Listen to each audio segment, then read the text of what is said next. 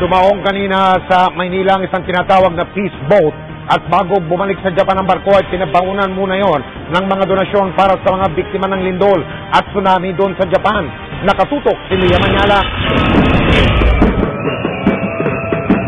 Malapiestang sinalubong ng mga Pinoy ang pagdaong ng peace boat. Kaya ang sakay nitong mahigit 700 Hapon hindi mapigil ang pagngiti at pagkaway.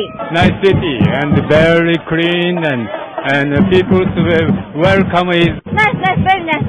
Ang peace boat ay bahagi ng advokasya ng Global Partnership for the Prevention of Armed Conflict o GPPAC, isang international non-government organization. We organize different friendship and exchange visits throughout travels around the world on board this passenger ship. Pero espesyal ang huling biyahe nilang ito sa Pilipinas bago bumalik ng Japan mamayang gabi. Nagpadala kasi ng 200 boxes ng relief donations ang Pilipinas para sa mga nabiktima ng lindol at tsunami sa Japan.